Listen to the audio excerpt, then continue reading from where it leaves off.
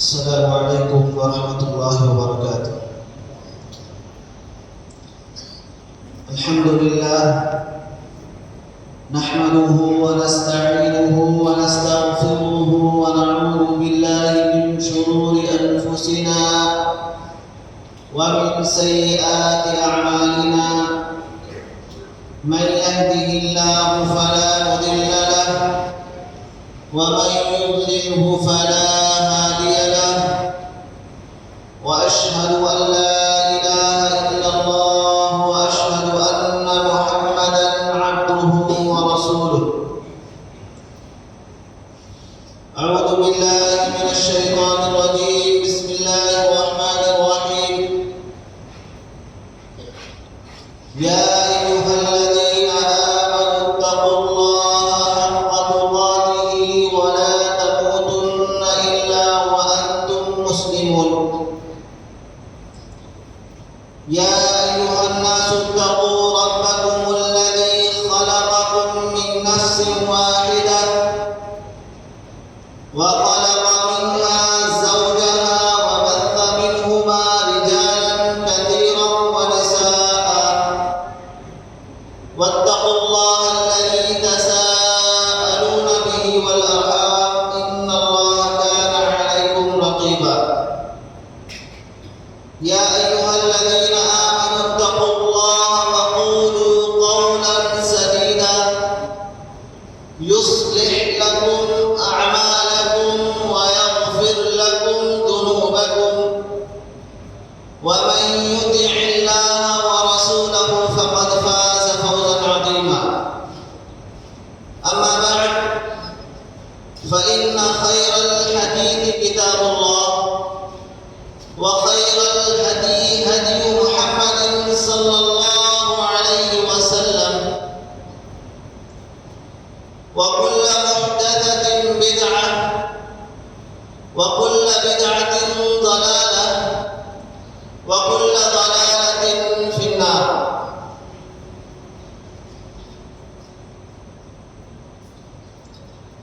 سامعین کرام، حاضرین مجلس، بزرگوں، بھائیوں، عزیز بچوں اور میری پردہ نشین ماں اور بہنیں،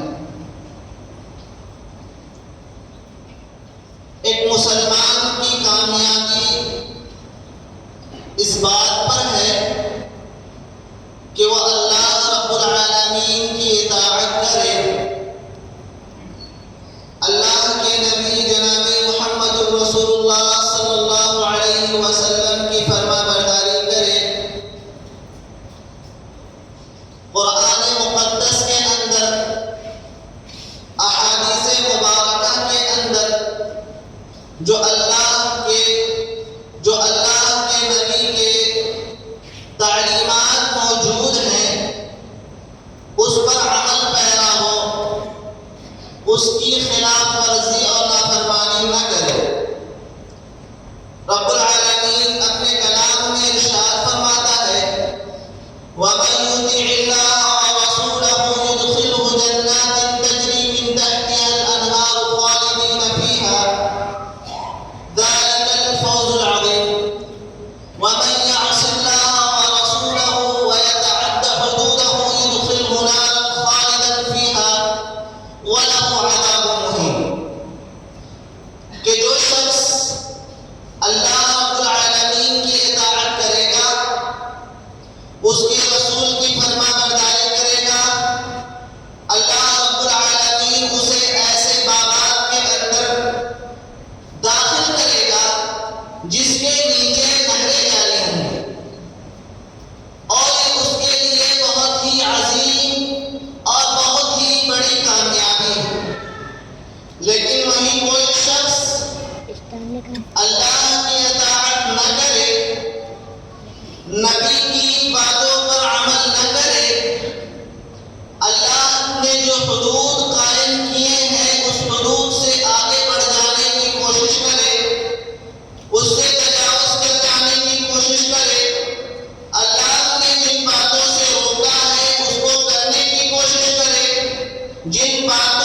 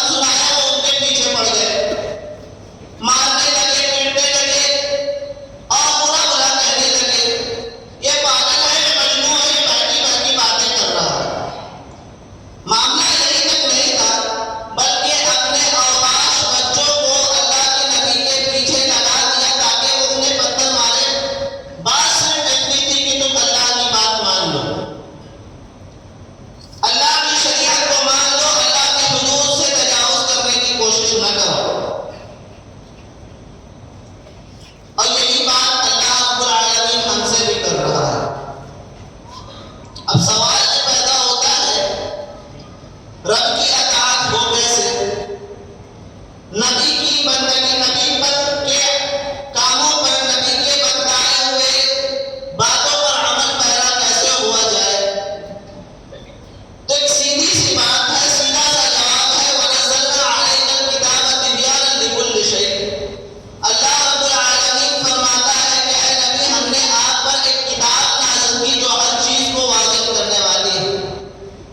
وہ کلام مقدس، اس کو پڑھا جائے، اس کو پڑھایا جائے، اس کو سیکھا جائے، اس کو سکھایا جائے، اس کے اندر غور و فکر کیا جائے، اس کو اپنا دستور حیات بنایا جائے، اس پر عمل پیرا ہوا جائے، اللہ کی اطاعت ہو گئی.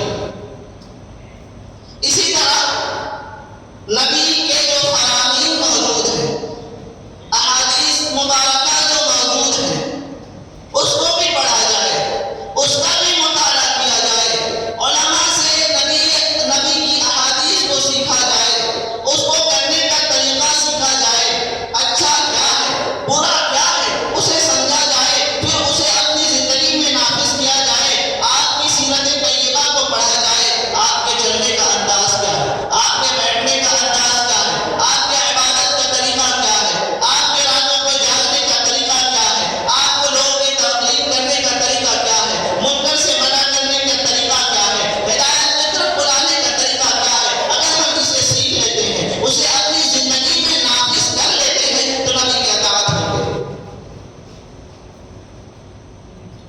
لیکن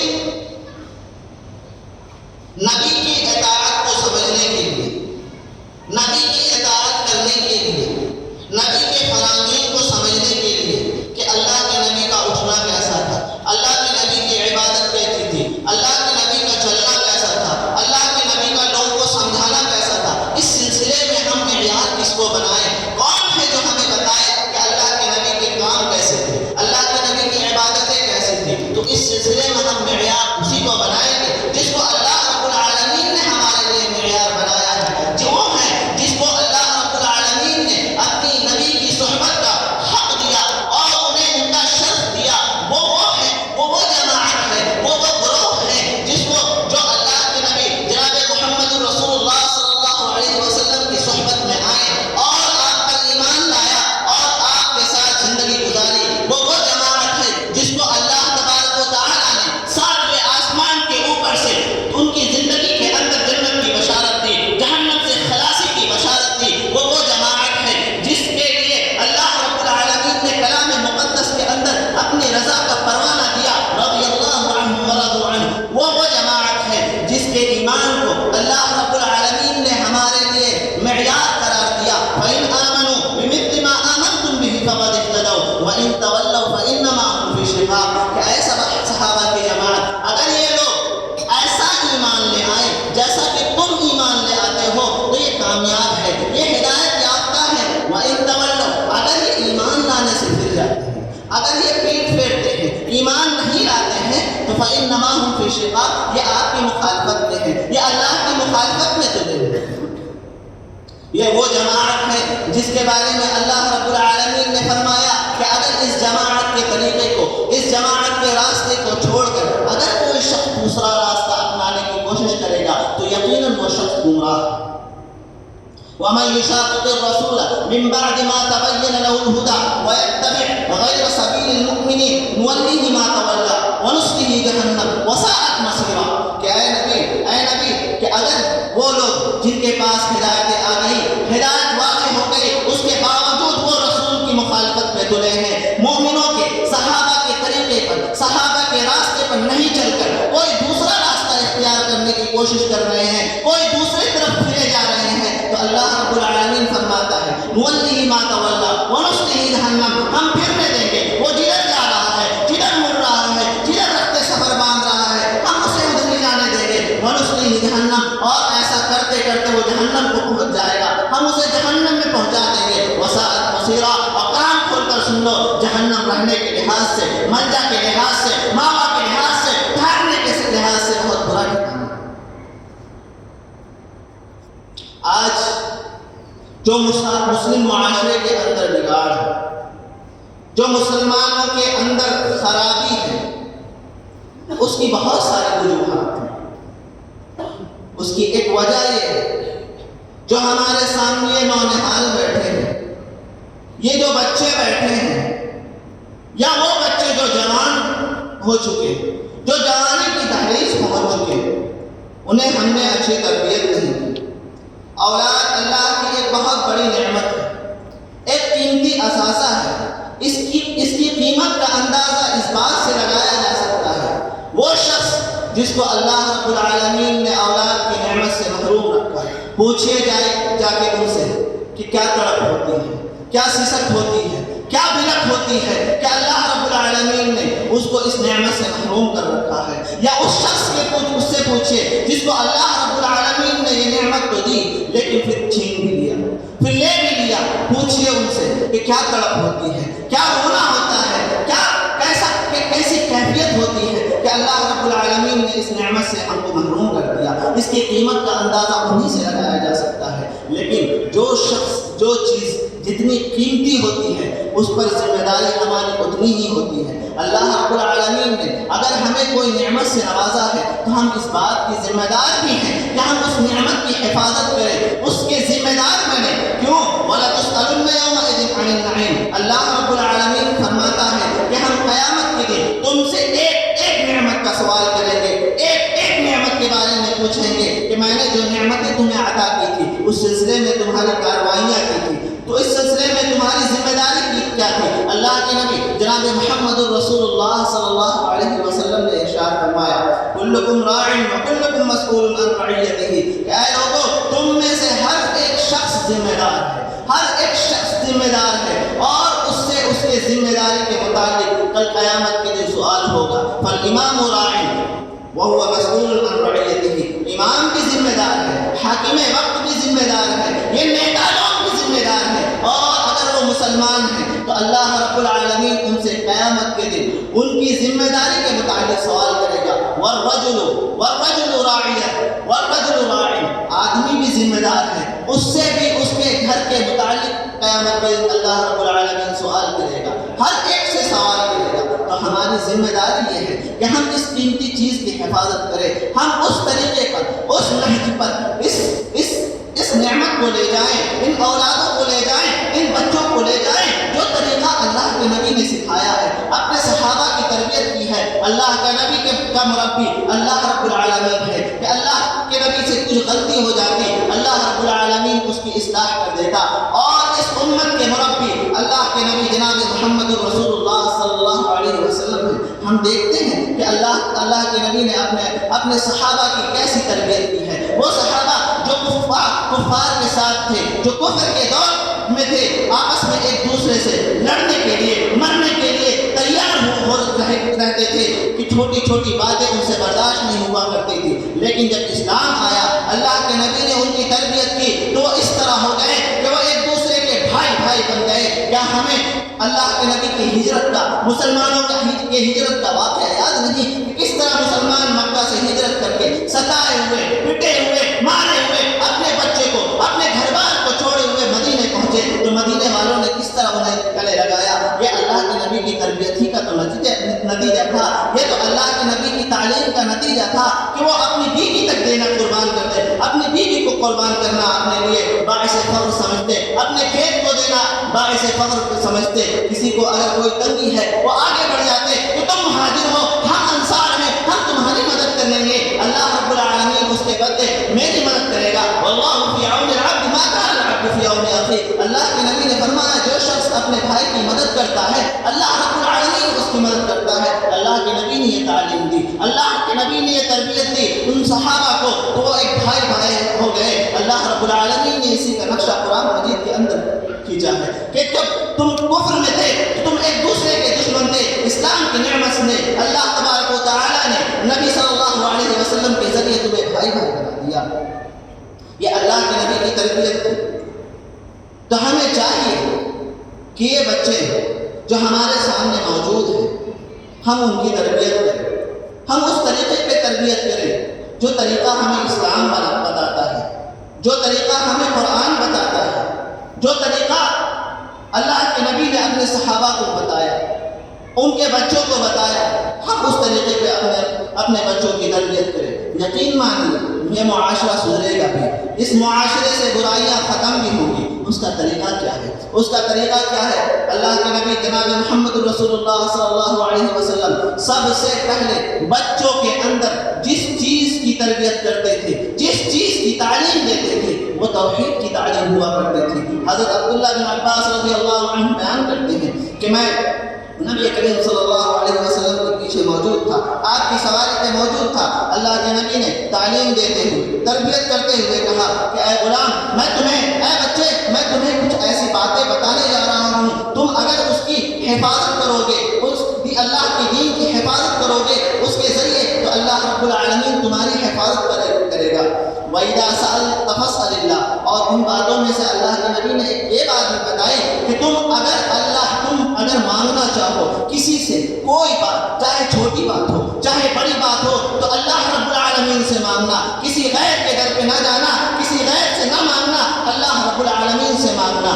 حضرت عبداللہ بن عباس رضی اللہ عنہ نبی کی اس تربیت کو ہم تک بیان کرتے ہیں۔ وَإِذَا اسْتَعَنْتَ فَاسْتَعِنْ بِاللَّهِ، جب تمہیں کوئی مدد کی ضرورت پڑے تو تم اللہ رب العالمین سے مدد مانگنا۔ تنہا وہی ہے جو اپنے بندوں کی مدد کرنے والا ہے، وہ 24 گھنٹے ہمہ وقت اس بات کی تلاش میں رہتا ہے کہ وہ اپنے بندوں کی مدد کس طرح کرے۔ رات کے پہر میں جب لوگ سوئے ہوئے ہوتے ہیں، آسمان دنیا پہ اللہ رب العالمین نازل ہوتا ہے، اترتا ہے، اور پھر وہ کہتا ہے کون ہے جو مجھ سے اپنے گناہوں کی معافی مانگے، میں اس کے گناہ کو معاف کرے گا؟ کون ہے جو اپنی پریشانیاں میرے سامنے رکھے، میں اس کی پریشانی کو دور کروں گا؟ کون ہے جو مجھ سے جنت کا سوال کرے، جہنم سے خلاصی کا سوال کرے، میں اسے جنت میں داخلہ دے دوں گا، جہنم سے آزادی دے دوں گا؟ ہم کیا کرتے ہیں؟ ہم اپنے بچوں کو سلا دیتے ہیں، ہم خود بھی سو جاتے ہیں، ہمیں کسی چیز کی فکر نہیں ہوتی، ہمیں کسی چیز کی فکر نہیں ہوتی۔ تو عقیدہ توحید کو سب سے پہلے ہمیں اپنے بچوں کے دل میں راسخ کرنا پڑے گا، اسے ان کے دل میں ڈالنا پڑے گا، اور اس سلسلے میں ہمیں حضرت لقمان علیہ السلام کی اس نصیحت کو اپنے ذہن میں رکھنا پڑے گا، جس نصیحت کو حضرت لقمان علیہ السلام نے اپنے بیٹوں کی، اللہ رب العالمین کو ان کی یہ ادا اتنی پسند آئی، ان کی نصیحت اتنی پسند آئی کہ اللہ رب العالمین نے اسے قرآن کا جز بنا دیا، قرآن کی آیت بنا دیا۔ کیا فرمایا تھا حضرت لقمان نے اپنے بیٹے سے؟ یہی فرمایا تھا قال لقمان لابنه وهو يعظه يا بني لا تشرك بالله، کہ اے میرے بچے، اے میرے بیٹے، اللہ کے ساتھ کسی کو شریک نہ کرنا، اللہ کی وحدانیت کے ساتھ کسی کو شریک نہ کرنا۔ کیوں شریک نہ کرنا؟ کیونکہ یہ ظلم ہے، یہ سب سے بڑا ظلم ہے، یہ شرک جو ہے، اللہ کے ساتھ کسی غیر کو شریک کرنا، چاہے وہ سوال کرنے میں ہو، چاہے وہ مدد مانگنے میں ہو، چاہے وہ اولاد مانگنے میں ہو، چاہے وہ پریشانی کو دور کرنے کے معاملے میں ہو۔ اگر تم غیر کے در پہ جاتے ہو، اللہ کو چھوڑ دیتے ہو، تو یہ شرک ہے۔ ان الشرک لظلم عظیم، اور یہ شرک سب سے بڑا ظلم ہے، اس سے بڑا ظلم کوئی ہو نہیں سکتا۔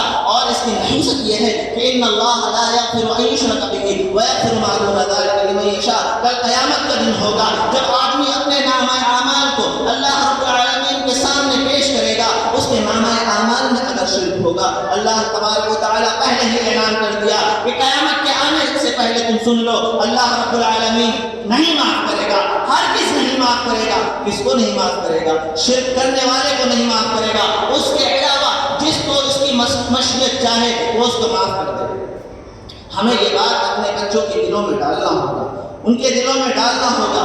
اور اس سلسلے میں حضرت ابراہیم علیہ السلام، حضرت یعقوب علیہ السلام کی بھی نصیحت جو انہوں نے اپنے بچوں کے لیے کی تھی، وہ اپنے بچوں سے کی تھی، اور کیا کہا تھا؟ وَوَصَّى بِهَا إِبْرَاهِيمُ بَنِيهِ وَيَعْقُوبُ يَا بَنِيَّ إِنَّ اللَّهَ اصْطَفَىٰ لَكُمُ الدِّينَ فَلَا تَمُوتُنَّ إِلَّا وَأَنتُم مُّسْلِمُونَ، کہ اے میرے بچوں، ابراہیم علیہ السلام نے، حضرت یعقوب علیہ السلام نے اپنے بچوں سے کہا کہ اے میرے بچوں، تمہیں اللہ تبارک و تعالیٰ نے تمہارے لیے دین اسلام کو پسند کر دیا ہے، تو تم دیکھنا، تم زندہ رہو تو مسلمان ہو کر زندہ رہنا، موت آئے تو مسلمان کی حالت میں موت آئے، لا الہ الا اللہ، لا الہ الا اللہ کا جو کلمہ ہے اس پر موت آئے، شرک پر موت نہ آئے۔ یہ پوری زندگی اپنے بچوں کو انہوں نے تربیت کی۔ پھر اس کے بعد جب موت کا عالم آیا، موت کی گھڑی آئی، اس کے بعد اپنے اس نبیوں کی وصیت جو انہوں نے اپنے بچوں کے لیے کی تھی، اپنے اولاد کے لیے کی تھی، اس کا نقشہ قرآن میں کھینچا، اسے قرآن کا جز بنا دیا، اور رہتی دنیا تک یہ آیت پڑھی جانے والی ہے، سمجھی جانے والی ہے، سیکھنے جانے والی ہے، سکھائی جانے والی ہے۔ اس میں یہود و نصارہ کے عقائد کی بھی تردید اللہ رب العالمین نے کی، اور اس امت کو بھی اس بات کی تعلیم دی کہ ان نبیوں نے اپنے بچوں کو کس طرح کی تعلیم دی، کس طرح کی تعلیم دی۔ چنانچہ اللہ رب العالمین نے قرآن مقدس کے اندر ارشاد فرمایا کہ جب ام کنتم شہداء اذ حضر یعقوب الموت اذ قال لبنیہ ما تعبدون من بعدی، کہ اے یہود، اے نصارہ، کیا تم موجود تھے جب حضرت یعقوب علیہ السلام کے موت کا وقت قریب تھا کہ انہوں نے کہا کہ اے میرے بچوں، جب میں مر جاؤں تو تم کس کی عبادت کرو؟ تو انہوں نے یہ تربیت کا صلہ تھا جو انہوں نے اپنے بچوں کو زندگی بھر دیا تھا۔ ان بچوں نے کہا قالوا نعبد الہک و الہ آبائک ابراہیم و اسماعیل و اسحاق، کہ ہم اس رب کی عبادت کریں گے جو آپ کا رب ہے، جو ابراہیم علیہ السلام کا رب ہے، جو اسماعیل علیہ السلام کا رب ہے، ان تمام نبیوں کا رب ہے، اور ہم جب مریں ونحن مسلمون، ہم مسلمان رہیں گے، مسلمان رہ کر زندہ بھی رہیں گے، مسلمان ہو کر ہماری موت بھی آئے گی۔ یہ تھا، یہود کہتے تھے، نصارہ کہتے تھے کہ ابراہیم اور حضرت یعقوب علیہ السلام یہ یہودی ہیں، یہ نصرانی ہیں۔ اللہ رب العالمین نے اس بات کی تردید بھی کی، تم کہتے ہو کہ وہ یہودی تھے، وہ نصرانی تھے، بلکہ یہ دونوں تک پیغمبر اور اس کے علاوہ جتنے پیغمبر آئے وہ اللہ کے موحد تھے، وہ اللہ کے کافر نہیں تھے، وہ اللہ کے مشرک نہیں تھے، بلکہ اللہ رب العالمین نے جو تعلیم انہیں دی تھی انہوں نے اپنے تک بھی رکھا، اپنے بچوں تک بھی پہنچایا، وہ اس پر عمل پیرا بھی ہوئے، اور اپنے اولاد کو اس پر عمل پیرا بھی کیا، اور اس کی نصیحت بھی کی، زندہ رہیں، ایسے ہی تربیت کی۔ موت کا وقت آیا، آج ہمارے موت کا وقت آتا ہے تو ہم کس چیز کی وصیت کرتے ہیں؟ ہم اپنی جائیداد کی وصیت کرتے ہیں، ہم اپنے مال کی وصیت کرتے ہیں، ہم اپنے گاڑیوں کی وصیت کرتے ہیں، ہمارے قرضے کہیں پھنسے ہم اس کی وصیت کرتے ہیں۔ وصیت اگر نہیں کرتے، نصیحت اگر نہیں کرتے، تو اس بات کی نہیں کرتے کہ اے میرے بچوں، کہ جب میں مر جاؤں تو میرے بعد تم نماز کی پابندی کرنا، میرے بعد قرآن کی تلاوت کرنا، میرے بعد زکوٰۃ کی ادائیگی کرتے رہنا، غریبوں کی مدد کرنا، بیواؤں کی مدد کرنا، یتیموں کی مدد کرنا، اور پریشان حال لوگوں کی مدد کرنا۔ ہم اس چیز کی نصیحت نہیں کرتے۔ ہمارا مرنے والا مر جاتا ہے، اور اس کے مرنے کے بعد اس کے جائیداد میں جھگڑے شروع ہو جاتے ہیں۔ یہ جھگڑے کیوں نہ شروع ہو؟ کیا ہم اپنے زندگی میں اپنے بچوں کی تعلیم، اپنے بچوں کی تربیت اس نہج پر، اس طریقے پہ نہیں کی جس طرح ان نبیوں نے کی؟ اسی طرح اس سلسلے میں کہ ہمارا اپنے بچوں کے درمیان ہمارا تعلق کیسا ہو، ہم اس کی تربیت کریں تو کیسے کریں، اور اس کا اثر کیا ہو۔ حضرت سعد بن ابی وقاص رضی اللہ عنہ، یہ وہ صحابی ہیں جن کو اس بات کا شرف ملا کہ اللہ کے نبی نے غزوہ احد کے اندر کسی صحابی سے نہیں کہا کہ میرے ماں باپ تم پر قربان ہوں۔ کافروں کا لشکر اللہ کے نبی صلی اللہ علیہ وسلم کے سامنے تھا، آپ صلی اللہ علیہ وسلم کے سامنے کے ساتھ چند جانثار صحابہ، اس میں سعد بن ابی وقاص تھے۔ سعد بن ابی وقاص کو اللہ کے نبی نے کہا ارمی فداک ابی و امی، اے سعد تیر چلاؤ، میرے ماں باپ تم پر قربان۔ زندگی بھر سعد بن ابی وقاص اس لفظ سے خوش ہوا کرتے تھے اور سب کو بتایا کرتے تھے۔ وہ سعد بن ابی وقاص اپنے بھائی کی تربیت اس طرح سے کی کہ جنگ میدان احد کا واقعہ ہے کہ جنگ کا اعلان ہوا، اللہ رب العالمین نے کافروں سے لڑنے کا اعلان کیا، صحابہ کرام اللہ کے نبی کی اطاعت کرتے ہیں، اللہ کے نبی کی فرما برداری کرتے ہوئے آگے بڑھتے ہیں۔ سعد بن ابی وقاص دیکھتے ہیں کہ ان کا بھائی عمر کتنی 16 سال بچے تھے، وہ لوگوں کے درمیان چھپ رہے ہیں اور آگے بڑھ رہے ہیں۔ سعد بن ابی وقاص قریب جاتے ہیں اور کہتے ہیں کہ اے میرے بھائی، تم لوگوں کے درمیان چھپ کیوں رہے ہو، تم باہر کیوں نہیں آ رہے ہو؟ وہ کہتے ہیں کہ میں بچہ ہوں، اللہ کے نبی اگر مجھے دیکھ لیں گے، اگر وہ مجھے دیکھ لیں گے تو مجھے واپس بھیج دیں گے، میں لڑنا چاہتا ہوں اللہ کے دین کے لیے، اللہ کے دین کی سربلندی کے لیے، اس کفار سے لڑنا چاہتا ہوں، اس اللہ کے نافرمانوں سے لڑنا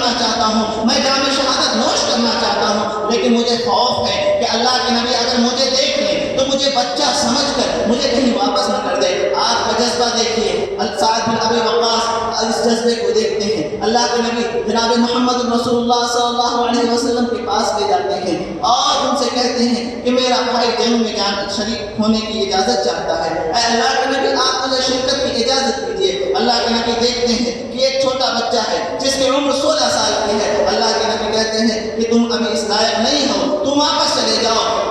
اس لفظ کا سننا تھا کہ عمیر بن ابی وقاص جو سعد بن ابی وقاص کے چھوٹے بھائی جن کی عمر 16 سال کی ہے وہ رونے لگتے ہیں، زار و قطار رونے لگتے ہیں کہ مجھے اس جنگ سے محروم کر دیا جا رہا ہے، مجھے اللہ تبارک و تعالیٰ کے سامنے جو شہادت کا درجہ ملنے والا ہے اس سے محروم کر دیا جا رہا ہے، میں کیوں اعلاء کلمت اللہ سے پیچھے رہوں، میں کیوں شہادت سے پیچھے رہوں؟ لیکن اللہ کے نبی مجھے اجازت نہیں دے رہے ہیں، میں اور رونے لگتے ہیں۔ اللہ کے نبی ان کا اس جذبے کو دیکھتے ہی کہتے ہیں ٹھیک ہے تمہیں اجازت ہے۔ سعد بن ابی وقاص کہتے ہیں کہ میں اپنے بھائی کو لے جاتا ہوں اور انہیں جنگ کے لیے تیار کرتا ہوں، اور جب جنگ کے لیے تیار کر دیتا ہوں تو وہ ایک تلوار کو اپنے کندھے کے اوپر رکھتے ہیں۔ ان کا قد اتنا چھوٹا، ان کی عمر اتنی چھوٹی، وہ بچے ہیں جس کی وجہ سے تلوار کا نیام تلوار زمین پر کھسکنے لگتی ہے، جذبہ دیکھیے کیسی تربیت ہوئی تھی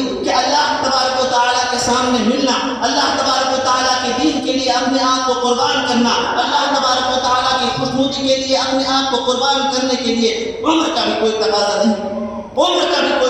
نہیں۔ کیا میری عمر ہے؟ یہ کتنے بڑے لوگ ہیں جو شہادت کے لیے جا رہے ہیں، جو جنگ کرنے کے لیے جا رہے ہیں۔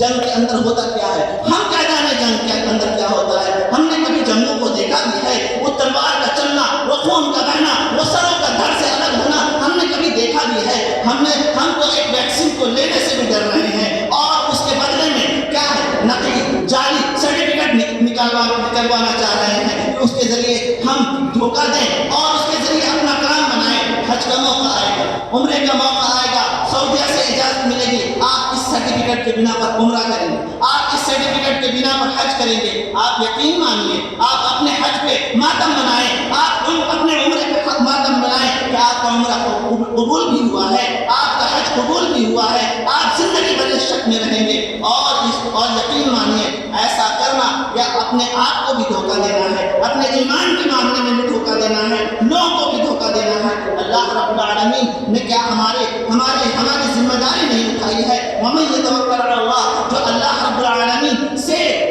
اللہ رب العالمین پہ بھروسہ کرتا ہے اور تو اللہ رب العالمین فرماتا ہے میں اس کے لیے کافی ہوں۔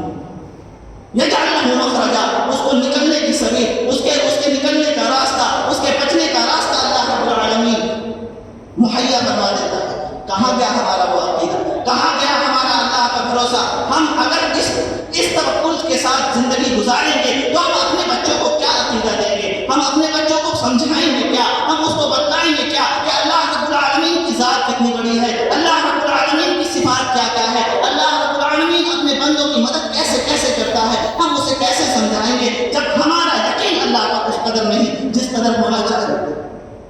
اور ایک عمیر بن ابی وقاص ہے جو اللہ رب العالمین کے دین کے لیے اللہ رب العالمین پر اتنا یقین کہ وہ مریں گے تو وہ شہید ہی ہوں گے، انہیں جنت ہی ملے گی، وہ اللہ رب العالمین سے ملاقات ہی کا شرف نصیب کریں گے۔ یہ یقین ان کا تھا، اور یہ یقین آیا کیسے؟ یہ یقین ان کے بھائیوں سے آیا، یہ یقین ان کے ماں باپ سے آیا، یہ یقین اللہ رب العالمین کی تربیت کا نتیجہ تھا جو اللہ عمیر بن ابی وقاص 16 سال کی عمر میں میدان جنگ بدر میں پہنچ جاتے ہیں۔ اور ہمارا معاملہ اس کے برعکس، ہمیں دھیان دینا چاہیے، ہمیں غور کرنا چاہیے، ہمیں فکر کرنی چاہیے کہ ہم اپنے بچوں کو نمازی بنائیں، ہم اپنے بچوں کے درمیان نماز کی تلقین کریں۔ بہت خوشی کی بات ہے، بہت خوشی کی بات ہے، اس جماعت نے ایک ایسا کارنامہ انجام دیا، ایک ایسا تدبیر اپنایا جس کے ذریعے بچے مسجد کو آئیں گے، اللہ رب العالمین کے در کو آئیں گے، اللہ رب العالمین کے در میں جھکیں گے، اپنے پیشانیوں کو سجدے میں رکھیں گے، اپنے کمر کو اللہ رب العالمین رکوع کریں گے، سجدہ کریں گے، اللہ رب العالمین کے سامنے ادب سے ہاتھ باندھ کر کھڑے ہوں گے کہ اللہ رب العالمین ان کی نیا ڈوبتی نیا۔ آج ہمارا معاشرہ کس قدر ذبح خانی کا شکار ہے، کس قدر پستی کا شکار ہے. آج مسلمان کتنے ذلیل ہیں, آج مسلمان کتنے رسوا ہیں. کیا وجہ ہے؟ یہی وجہ ہے کہ ہم اللہ رب العالمین کے دین سے دور ہو گئے. ہم نہ خود مسجد میں آتے ہیں, نہ اپنے بچوں کو مسجد میں آتے ہیں, نہ ہم اللہ کے دربار کو دربار سمجھتے ہیں جہاں سے عزتیں ملتی ہیں, نہ ہم اللہ کے دربار کو دربار سمجھتے ہیں جہاں سے لوگ جو مسلمان کے خلاف ہے انہیں ذلیل کرتا ہے.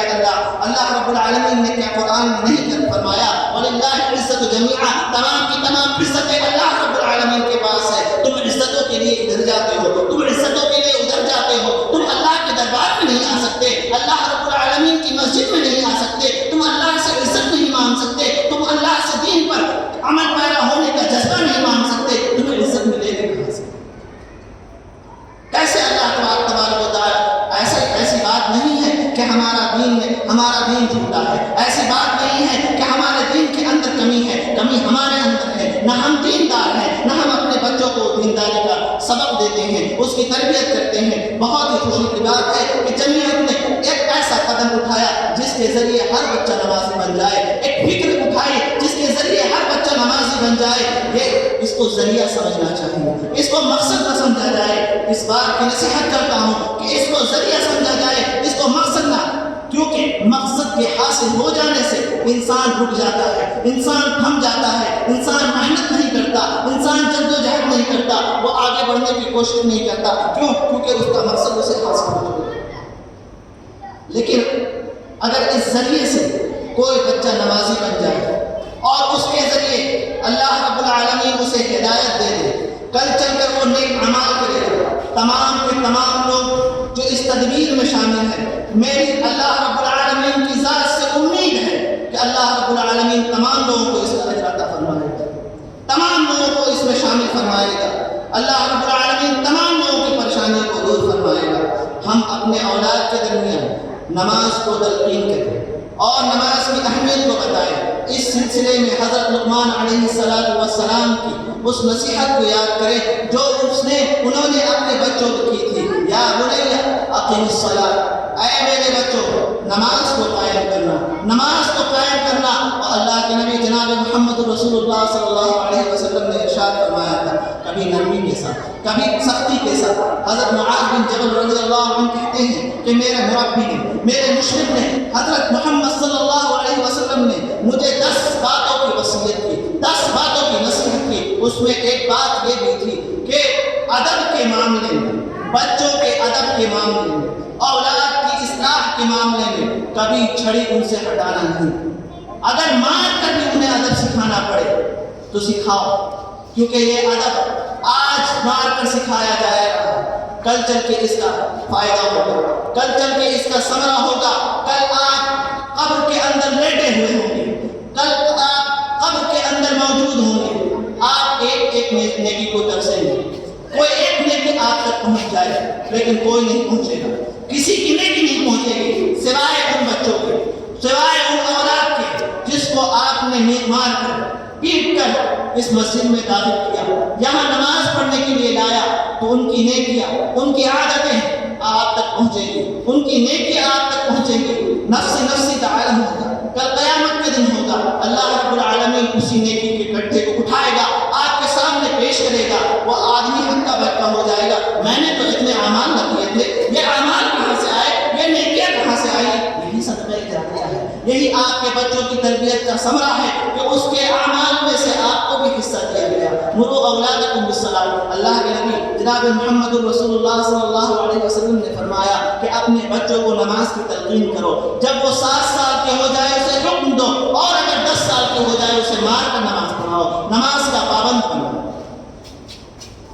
اسی طرح تربیت اولاد میں ایک چیز جو مفید ہے, ایک پہلو یہ ہے کہ ہم اپنے بچوں کے درمیان گناہوں کی نحوست کو بیان کریں, گناہوں کی عظمت کو بیان کریں کہ ایک انسان جب گناہوں میں پڑ جاتا ہے, ایک آدمی, ایک مومن بندہ جب گناہوں میں پڑ جاتا ہے اس کا کیا نتیجہ ہوتا ہے. اللہ کے نبی کا قول یاد دلایا جائے, ان المؤمن اذا اذنب كانت نقطة في قلبه سوداء, کہ ایک مومن بندہ جب گناہ کرتا ہے تو اللہ رب العالمین اس گناہ کی وجہ سے اس کے دل میں ایک سیاہ نقطہ ڈال دیتا ہے. فإن تاب, اگر وہ توبہ کر لیتا ہے, اگر معافی مانگ لیتا ہے, دھو دیتا ہے، صاف کر دیتا ہے، اور اگر اس کی گناہیں بڑھتی چلی جاتی ہیں، وہ اپنے گناہوں پر اصرار کرتا چلا جاتا ہے، تو ہم اپنے بچوں کو یہ بتائیں گے کہ اللہ رب العالمین اس گناہوں کی نحوست سے اس کی برائی کو، اس کے اس نقطے کو، اس کی اس سیاہی کو بڑھاتا چلا جاتا ہے، یہاں تک کہ پورے دل میں اس کی سیاہی موجود ہو جاتی ہے، چھا جاتی ہے، پھر اسے کسی بات کا اثر نہیں ہوتا۔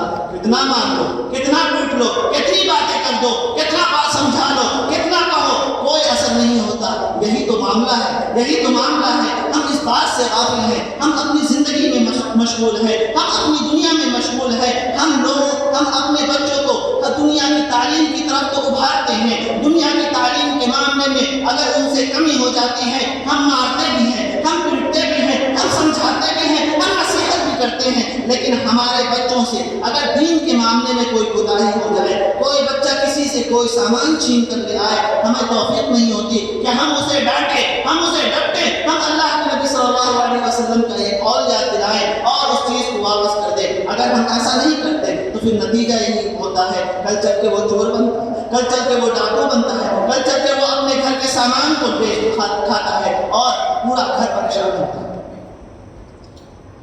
اسی طرح ہم اپنے بچوں کو اس بات کو بھی بتائیں، ہم ان کی تربیت اس ذریعے سے بھی کریں کہ ہم یہ بتائیں کہ اے میرے بچے، اللہ کے نبی جناب محمد رسول اللہ صلی اللہ علیہ وسلم نے اپنی امت کو بتایا تھا کہ بدعتوں سے بچنا، خرافات سے بچنا، دین کے اندر نئے نئے کاموں سے بچنا، دین کے اندر نئے نئے باتوں سے بچنا، دین کے اندر ہونے والے تمام نئے کام، وہ چیزیں جو تمہیں معلوم نہیں ہیں، تم علماء کے پاس جاؤ گے، تم فقہاء کے پاس جاؤ گے، تم اپنے امام کے پاس جو تمہارے مسجد کا امام ہے تم ان سے بتانا، تم ان سے پوچھنا کہ یہ بات، یہ کام جو کیا جا رہا ہے یہ کام صحیح ہے، یہ کام غلط ہے، کیا اللہ کے نبی صلی اللہ علیہ وسلم نے ایسا کیا ہے؟ ہم یہ بھی بتانا ہے، ہمیں یہ بھی سکھانا ہے، ورنہ یہ نہ ہو کہ ہمارے بچوں کے عقائد وہی ہو جائیں، ہمارے بچوں کے اعمال وہی ہو جائیں جو دیگر لوگوں کے ہیں۔ آج سے 2 دن کے بعد ربیع الاول کی 12 تاریخ آنے والی ہے، اس کے اندر کیا نہیں ہوتا، کیا برے کام نہیں ہوتے، کیا چیزیں نہیں ہوتی جو بدعات میں شمار نہیں کی جا سکتی ہیں۔ اللہ کے نبی صلی اللہ علیہ وسلم کی پیدائش پر کس مسلمان کو خوشی نہیں ہوتی، لیکن اللہ کے نبی صلی اللہ علیہ وسلم کی پیدائش پر خوشی منانے کا طریقہ بھی وہی ہونا چاہیے جو اللہ کے نبی نے بتایا ہے۔ وہ طریقہ، وہ چیزیں جو اللہ کے نبی نے نہیں بتائی ہے، آپ کتنا خوش ہو لیں اس کو نہیں کر سکتے ہیں، اس کو نہیں کر سکتے ہیں۔ من عمل عملا لیس علیہ امرنا فہو رد، کتنی خوشی کی بات ہے، کتنی ہی اچھی بات ہے، لیکن وہ اللہ کے دین میں نہیں ہے، نبی کی شریعت میں نہیں ہے، تو اپنے بچوں کو ہمیں بتانا ہے کہ ایسا کام نہیں کرنا ہے، ایسی چیزیں نہیں کرنی ہے، کیونکہ یہ چیزیں ردی کی ٹوکری میں جانے والی ہے، اس کا گناہ تمہیں ملنے والا ہے، تم ثواب سے محروم ہو جاؤ گے، تم اللہ کی رضا سے محروم ہو جاؤ گے، تم اللہ کی خوشنودی سے محروم ہو جاؤ گے۔ آج ہم نے اپنے بچوں کی تربیت نہیں کی تو ہم دیکھتے ہیں کہ اس جشن کے اندر، عید میلاد النبی کے جشن کے اندر کیا کچھ ہوتا ہے، کیک بنائے جاتے ہیں، کیک پر نام محمد لکھا جاتا ہے، پھر اس کیک کو کاٹا جاتا ہے۔ اللہ کی قسم، کوئی مسلمان جو اپنے نبی سے محبت کرنے والا ہے وہ اپنے نبی کے نام کو کٹتے ہوئے دیکھنا برداشت کرے گا؟ نہیں برداشت کرے گا۔ اسی طرح نبی صلی اللہ علیہ وسلم کی جوتیاں، اس کے تصاویر بنائے جاتے ہیں، اس پر نبی صلی اللہ علیہ وسلم کے نام لکھے جاتے ہیں۔ کوئی مسلمان اپنے باپ کے نام کو، اپنے باپ کی جوتی کو لکھنا برداشت کرے گا؟ نہیں برداشت کرے گا۔ ہم اپنے بچوں کو اس بات کی بھی تربیت کریں گے، ہم اس بات کو بھی سکھلائیں گے، ہم اس بات کی تعلیم دیں گے، ہم ان حقائق کو بیان کریں گے، اس چیز کو بیان کریں گے اور اللہ کے نبی کا قول یاد دلائیں گے، من احدث فی امرنا ما لیس منہ فہو رد، کہ جس نے میرے دین کے اندر کوئی بات ایجاد کی ہے تو اس کا حصہ اس میں نہیں ہے، بلکہ وہ مردود ہے، اس کا کوئی ثواب اسے نہیں ملے گا۔ کل قیامت کا دن ہوگا، نفس کا عالم ہوگا، لوگ پلسرات کے اندر سے، پلسرات کے اوپر سے گزریں گے، نبی اپنی امتی کو دیکھیں گے اور کہیں گے کہ اللہ تو اسے بچا لے، اے اللہ تو اسے پلسرات سے پار کروا لے۔ وہ تمام کے لوگ پار ہو جائیں گے، وہ تمام کے لوگ پار نکل جائیں گے، پھر وہ حوض کوثر پہ آئیں گے، اللہ کے نبی جناب محمد رسول اللہ صلی اللہ علیہ وسلم کھڑے ہوں گے، اپنے امتی کا استقبال کریں گے اور کہیں گے کہ آنے دو، میری امت پیاسی ہے، میری امت پیاسی ہے، اسے آنے دو، اسے جام کوثر پینے دو، تاکہ جنت تک جانے میں اسے پیاس نہ لگے۔ فرشتے آئیں گے، فرشتے کہیں گے اے اللہ کے نبی، یہ وہ لوگ ہیں جب آپ اس دنیا سے جا چکے تھے انہوں نے آپ کے دین کے اندر نئی باتیں ایجاد کر دی تھی، آپ کو پتہ نہیں کہ انہوں نے اس دین کے اندر کیسی باتوں کو ایجاد کر دیا تھا۔ اللہ کے نبی، وہ جو نبی شفیق نبی، وہ جو نبی جو راتوں کے اندر اٹھ کر تہجد کے اندر اپنے امت کی فلاح کے لیے، اپنی امت کی بہبودی کے لیے، اپنی امت کی ہدایت کے لیے دعائیں کرتا تھا، اپنے قدموں کو سجھا لیا کرتا تھا۔ امی عائشہ کہتی ہیں کہ میں نے اللہ کے نبی جناب محمد رسول اللہ صلی اللہ علیہ وسلم سے پوچھا کہ اللہ کے نبی، اللہ تبارک و تعالیٰ نے آپ کے اگلے گناہ، آپ کے پچھلے گناہ کو معاف کر دیا، تو آپ اتنی عبادت کیوں کرتے ہیں؟ آپ اتنی عبادت کیوں کرتے ہیں؟ تو اللہ کے نبی نے کہا افلا اکون عبدا شکورا، کیا میں اللہ کا برگزیدہ بندہ نہ بنوں، میں اللہ کا شکر گزار بندہ نہ بنوں؟ اور اس نماز کے اندر، اس شکر گزاری کی نماز کے اندر اللہم امتی اللہم امتی اللہم امتی، موت کا وقت ہے، موت کی گھڑی ہے، فرشتے حاضر ہیں، فرشتے آپ کے سامنے آ رہے ہیں اور آپ کی جان کو نکالنے کی اجازت مانگ رہے ہیں۔ آپ ایسے وقت میں بھی اللہ رب العالمین سے پوچھتے ہیں کہ اے اللہ کے نبی، اے اللہ تبارک و تعالیٰ، میرے جانے کے بعد میری امت کا کیا حال ہوگا؟ اللہ رب العالمین جواب دیتا ہے، آپ مطمئن ہوتے ہیں، آپ اس دنیا سے چلے جاتے ہیں، اس وقت بھی اللہ رب العالمین کو اپنی امت کی فکر ہے۔ وہ ایسا مشفق نبی، ایسا محسن نبی، لیکن کل قیامت کے دن حوض کوثر میں یہی لوگ داخل ہوں گے، یہی لوگ جائیں گے اور وہ جام کوثر پینا چاہیں گے، فرشتے انہیں دھکا دیں گے اور پوچھا جائے گا، اللہ کے نبی پوچھیں گے کیوں انہیں دھکا دے رہے ہو؟ یہ تو میری امتی ہیں، میں نے ان کے لیے درخواست کی ہے، میں نے ان کے لیے شفاعت کی ہے، آپ ان کو کیوں دھکا دے رہے ہیں؟ تو یہ باتیں بیان کی جائیں گی کہ آپ کے دین کے اندر نئی باتوں کا ایجاد کر دیا گیا اور انہوں نے ایجاد کیا تھا۔ اللہ کے نبی غصے میں آ جائیں گے، وہ شفیق نبی غصے میں آ جائے گا، سحقاً من غیر آبادی، ہٹاؤ ان کو میرے دین کے اندر، میں نے اتنی محنت کی، میں نے اتنا مشقت برداشت کیا، میں نے پتھر کھائے، اللہ کا دین کتنا آسان تھا، اللہ کا دین کتنا اچھا تھا، ان الدین یسر، دین آسانی کا نام ہے، دین آسانی کا نام ہے، اس پر کتنی آسانی سے عمل پیرا ہوا، اس میں کوئی چیزیں پوشیدہ نہیں، اس کی راتیں اس کی دن کی طرح روشن تھی، تم نے اس دین کو سمجھا کیوں نہیں؟ اس کے اندر تم نے نئی باتیں ایجاد کر دی، سحقاً لمن غیر آبادی، بھگاؤ ان کو، ہٹاؤ ان کو میری نظروں سے گزر کرو۔ ہم اپنے بچوں کو اس بات کو بھی بتائیں گے، ان چیزوں کو بھی بتائیں گے کہ دین کے اندر نئی بدعات سے بچنا، نئی چیزوں سے بچنا جو اللہ کو غصہ دلانے والی ہوں، جو اللہ کو غیظ و غضب دلانے والی ہوں، جو مجھے غصہ دلانے والی ہوں، تم ان باتوں سے بھی بچنا۔ اگر ہم ایسا کرتے ہیں تو یقین مانیے کہ ہمارا معاشرہ ایک صالح معاشرہ بنے گا، ہمارا معاشرہ ایک دیندار معاشرہ بنے گا، ہمارے معاشرے کے اندر پروان چڑھنے والے یہ بچے ایک صالح معاشرہ بنائیں گے، دنیا میں کہیں بھی رہیں گے، جس بھی فیلڈ میں رہیں گے، جس بھی میدان میں رہیں گے، وہ اللہ کی دین کو مضبوطی سے تھامے ہوئے رہیں گے۔ ان کفار کے درمیان جو ہماری بے عزتی ہے، ان کفار کے درمیان جو ناسمجھی ہے، جس کی وجہ سے وہ آج ہم سے نفرت کرتے ہیں، یہ بچے کل چل کر ان کفار کو یہ بتائیں گے کہ ہمارا دین کتنا اچھا ہے، ہمارا دین کتنا صاف و شفاف ہے، ہمارے دین کے اندر کتنی ہمدردی ہے، ہمارے دین کے اندر کتنا نرمی ہے، یہ کل چل کر بتائیں گے۔ اگر ہم اپنے بچوں کو اس نہج پر، اس طریقے پہ تربیت کرتے ہیں، اس طریقے پہ تعلیم دیتے ہیں جس طریقے پہ اللہ کے نبی نے اپنی امت کو تعلیم دیا، اپنی امت کو بتایا، یقیناً اس کا نتیجہ یہی ہونے والا ہے۔ اللہ رب العالمین سے دعا ہے کہ اللہ رب العالمین ہمیں اپنا برگزیدہ بندہ بنا، اللہ رب العالمین ہمیں اپنے دین کی سمجھ عطا فرما، اللہ رب العالمین ہمیں دین پر عمل پیرا ہونے کی توفیق عطا فرما، اللہ رب العالمین دین پر عمل پیرا ہونے کے سلسلے میں، اپنے بچوں کی تربیت کرنے کے سلسلے میں جو دشواریاں پیش ہوں، اللہ رب العالمین کو اپنے فضل سے، اپنے کرم سے ان دشواریوں کو دور فرما اور اس پر ہمیں اجر عطا فرما، ہمیں اپنے والدین کا مطیع بنا، ہمیں اپنے والدین کا فرما بردار بنا، ہمیں اپنے والدین کے ساتھ حسن و سلوک کرنے والا بنا۔ اللہ رب العالمین جہاں کہیں مسلمان پریشان ہو رہے ہیں، اللہ رب العالمین کو ان کی پریشانیوں کو دور فرما، اللہ رب العالمین جو قید و بند کی صعوبتیں برداشت کر رہے ہیں، اللہ کو ملزم ہے، مجرم نہیں ہے، تو اللہ رب العالمین ان کے نکلنے کی، ان کی نجات کی سبیل عطا فرما۔